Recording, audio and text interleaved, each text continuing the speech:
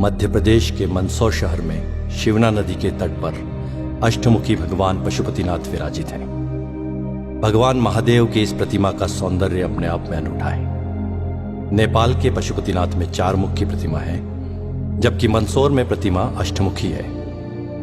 19 जून 1940 को शिवना नदी के बाहर आने के बाद 21 साल तक भगवान पशुपतिनाथ की प्रतिमा नदी के तट पर ही रखी रही। एक किंवदंती यह भी है कि इस प्रतिमा को सबसे पहले स्वर्गीय उदाजी पुत्र कालूजी धोबी ने स्वप्न में देखा था।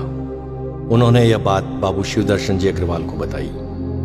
तब बाबूजी और मंदसौर के नागरिकों के द्वारा प्रतिमा को 14 जोड़ी बैलगाड़ी से महादेव घाट की ओर ले जाया गया।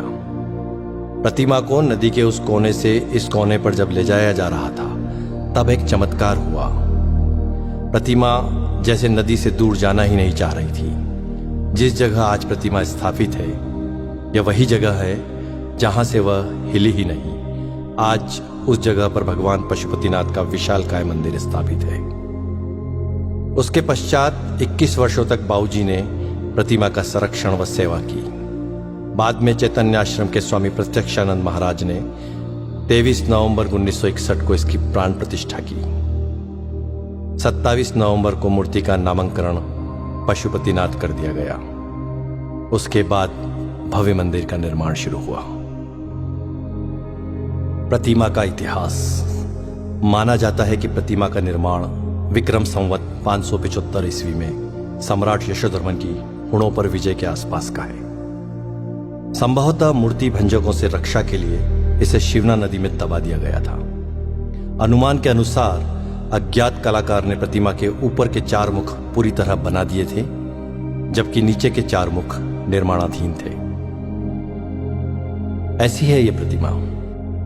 प्रतिमा के 8 मुख हैं। ऊंचाई 7.3 फीट है। इसकी गोलाई 11.3 फीट है और इसका वजन लगभग 46 क्विंटल है।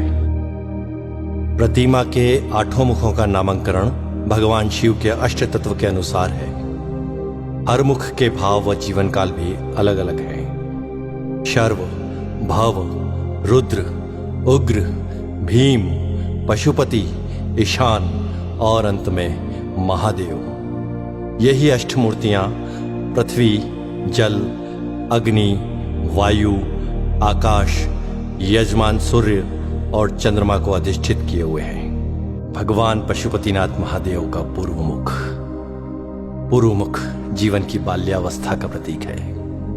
घुंघराले बाल, मोर पंख धारण किए, नाग नागिन का जोड़ा, कुंडल के रूप में भुजंगमाला पहने शिव एक बालक के समान लगते हैं, एक दिव्य बालक के समान। पूर्वामुखी यह मुख पूर्णतः शांत एवं आत्माराम सा लगता है। ऐसा प्रतीत होता है मानो भगवान शिव योगेश्वर के रूप में ब्रह्मा में लीन होकर समाधि अवस्था में संपूर्ण विश्व को स्वयं में देख रहे हो। शांत मुद्रा में ध्यानस्थ भगवान शिव के सिर पर जटाओं की ग्रंथि मालाएं हैं। गले की माला में जहां पुष्प है, वहीं 2 सर्पों की माला भी इस कलात्मक ढंग से सुशोभित है। ये दोनों कर्णाभूषण के रूप में कानों में लटकते हुए कुंडलों में से निकलकर अपने फनों को ऊपर उठाए हुए हैं। इस प्रकार ये दोनों कण समाधि अवस्था में लीन साधक की निश्चलता, दृढ़ता और तत्परता के हेतु 2 सजग प्रहरी के रूप में प्रतीत होते हैं। बड़ा अद्भुत है यह रूप भगवान पशुपतिनाथ का।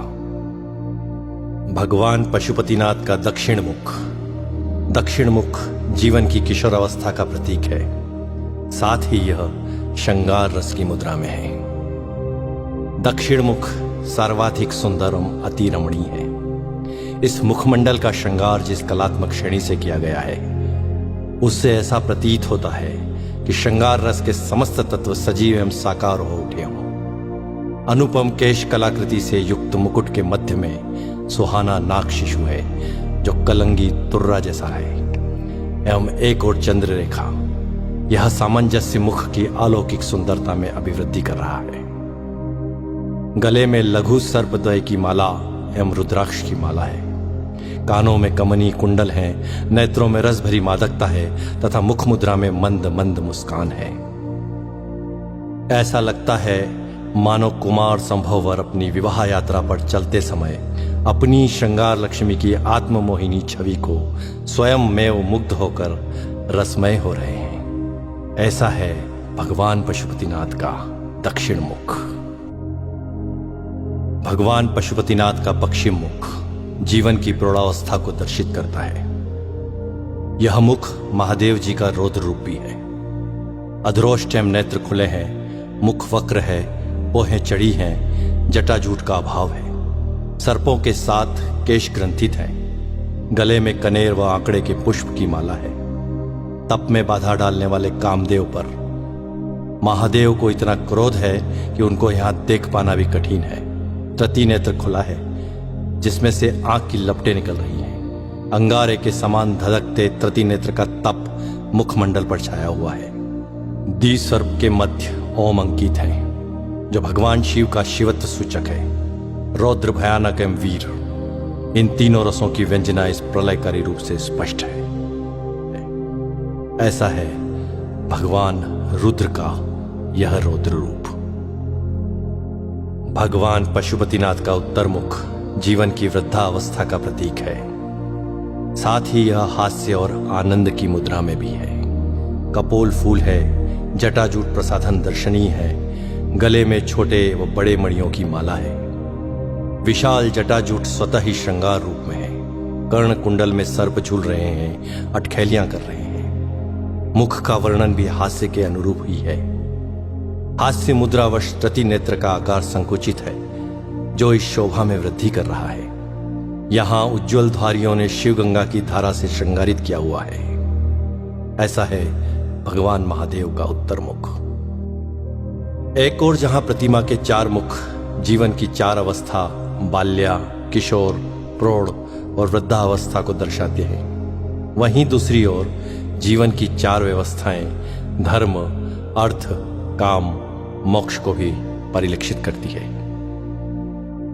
प्रतिमा के नीचे के चार मुख जल प्रवाह से शरीत हो गए हैं, अतः वास्तविक रूप से विवेचन अब संभव नहीं है।